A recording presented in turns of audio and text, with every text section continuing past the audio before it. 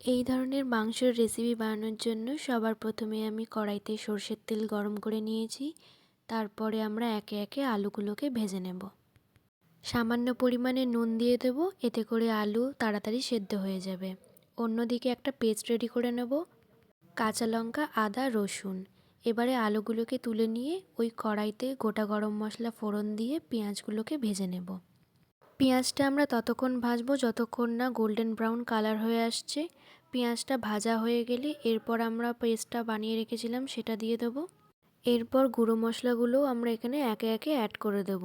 এখানে নুন, হলুদ, ধনে গুঁড়ো, জিরে গুঁড়ো এই সমস্ত উপকরণকে এবারে মিক্স করে নেব। এরপর কেটে রাখা টমেটোগুলো এর মধ্যে অ্যাড করে দিয়েছি।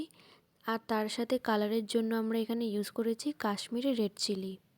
মোটামুটি মশলাটা হয়ে আসলে এবারে আমরা চিকেনটাকেও অ্যাড করে দেব। আর মশলার সাথে মাংসটাকে ভালো করে কষিয়ে নিতে হবে যতক্ষণ না মশলার গা থেকে তেল বেরিয়ে আসছে। আমার চ্যানেলটা ভালো লেগে থাকলে সাবস্ক্রাইব অবশ্যই করবেন, আর কমেন্ট বক্সে কিন্তু নিশ্চয়ই জানাবেন যে তোমাদের এই রেসিপিটা কেমন লাগলো। এরপর মাংসের সাথে আমরা আলুগুলোকেও অ্যাড করে দিয়েছি।